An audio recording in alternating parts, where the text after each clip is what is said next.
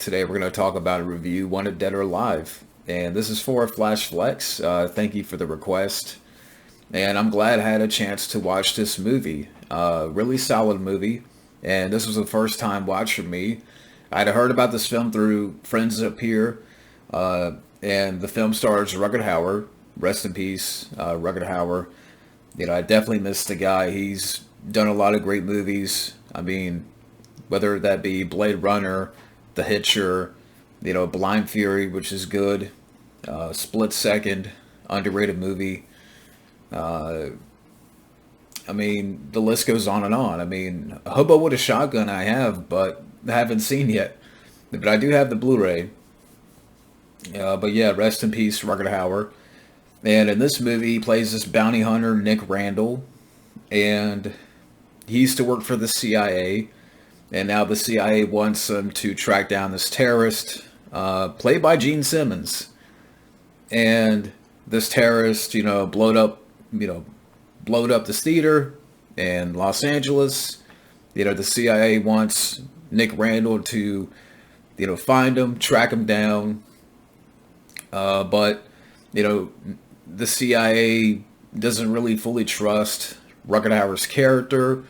Or you could say, Rutger Hauer's character doesn't really fully trust the CIA. And throughout the movie, the main villain, he's tracking, the main character, like throughout the movie, trying to find out where he's at and all this stuff. And it's up to Rutger Hauer's character to stop our villain here. And that's the plot, straightforward plot. And yeah, I mean, like I said, really solid film. The cast here, Rutger Hauer, he's really good. I really loved the gun that he has in the movie. It's some type of shotgun. But yeah, that jumped to me. Like as soon as I saw that gun, I'm like, I love that weapon. It's some kind of shotgun, but now the film is directed by Gary Sherman. This is the same guy that directed Vice Squad, which I've heard about but I haven't seen, with Wings Hauser. He also directed Poltergeist 3. And, yeah, so... And as far as, the character played by Rutger Hauer, apparently Mel Gibson was considered. This is right here, according to the writer and director, Gary Sherman, there were two actors in mind for the main character. They considered James Caan and Mel Gibson. But the producer settled on Rutger Hauer, since Hauer's agent reduced his usual fee for a leading part. To get Caan or Gibson would have cost, twice as much. But, would have been interesting. But Rutger Hauer is still good here as his character. Especially... later on at the end of the movie, and I'm kind of, fast forwarding here, but, that great line, fuck the bonus. Which is a great line, a great comeuppance for our villain. But the supporting cast, you have, William Russ. I'm like, William Russ is in this movie? The guy from, the dad from Boy Meets World? And I'm like, okay. And he plays the buddy of, Rutger Hauer's character. He is a cop, and... it's cool to see William Russ in there because you don't really see him play a lot of buddy roles in a cop movie or this type of film. I know him more for TV stuff. Again, he was in Boy Meets World, and I remember he was a villain in an episode of Stargate, the first season.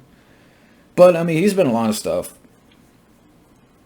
Again, I know him from Boy Meets World. I'm like, hey, there's Mr. Matthews, helping out. Rutger Hauer. But again, it was cool to see him in there. Again, Gene Simmons is our main villain, and he sold it well for a guy that, portraying someone Arabic, like Gene Simmons in the film, he definitely sold it in terms of, his performance, that he doesn't have a lot of dialogue. Like I noticed throughout the movie, it was all about facial expressions and the body language. More so than, let's say, saying a lot of dialogue or, he was very to the point. to the point, and effective. And Gene Simmons, again, really good bad guy here. You also have Jerry Hardin, I believe.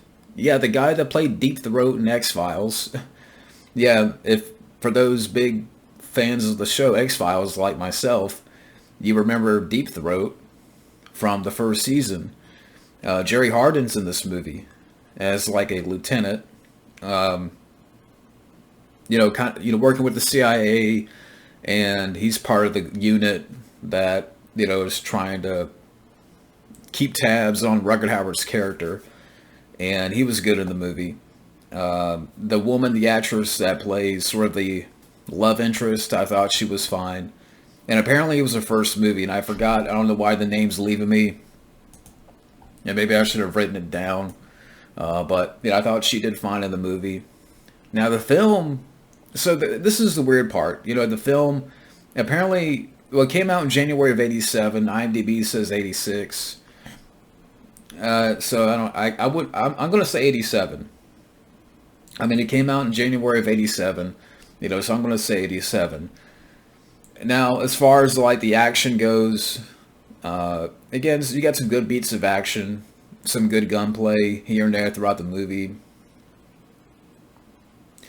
I mean, again, good fight scenes. Another thing that I really loved, I almost forgot to mention, the main character's pad. I mean, it's a garage, and I really enjoyed that. I was definitely getting vibes, and maybe I'm the only one here. I was definitely getting vibes, from Cobra with this movie. Like I kept imagining, what if this character, Nick Randall, what if he had like a crossover movie between Cobra and this movie? I don't know, I guess maybe the main, like, it's just something about it, the vibe of the movie, the main character, the fact that they both have cool pads, an awesome weapon. In this case, with this film, the main character has a shotgun. It's a particular type of shotgun, but it's a cool gun, and it's badass. I don't know, just reminded me of Cobra, and I'm like, I want to see these two pair up, like, and again, in my own sort of fantasy, world, I would like to see Cobra and this guy, team up, the score. I really like the score here with this movie. Because the main character plays this harmonica, so as that kind of harmonica score to the film. I really like that. And, you get some good lines too in the movie. At the end of the film where, the main villain gets the comeuppance, fuck the bonus. And he pulls the pin out, and the grenade explodes in the guy's mouth, and, the whole upper body blows up. I mean, it's just a great way to, to take out your main villain. It's a shame that they don't do that anymore.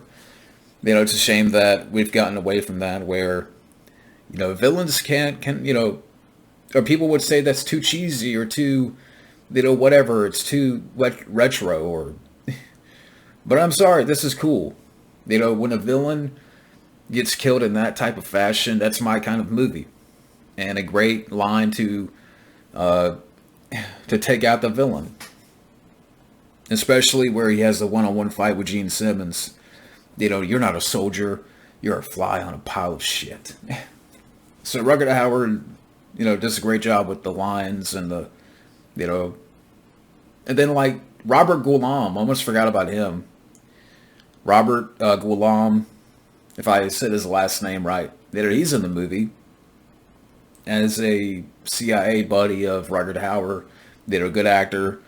And it's sad that he's no longer around. Again, Rutger Hauer's no longer around, but he was good support in the film. I almost forgot about him, but he's good in the film because he has a good line that he says to Jerry Hardin: "Next time you fuck me, Lipton, kiss me first." And I like that. And the pacing, I thought was fine. Didn't bother me at all. An hour and 40 minutes, but it moved along nicely.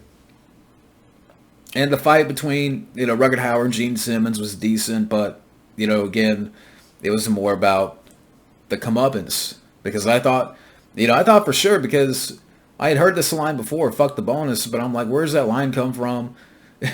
And it was this movie. And I for sure thought that he was going to give Gene Simmons to the CIA at the end. You know? Like when he went back and pulled the pen out, I didn't expect that to happen. Honestly. Again, this is all first time watching me. And I was like, okay, this is badass. And yeah, so I mean, Wanted Dead or Alive, again, it's a solid action movie. I would say it's definitely underrated. I think it gets like a 5.9 on IMDb. I think it deserves a little bit higher than that. Like if I compare it to other Rugged Hauer movies, I would say I like Blind Fury a little bit more, Split Second more. But, this is a solid 80s action movie. And one that I recommend. So, yeah, Rugged Hauer's character is good here. I mean, he's good in the film.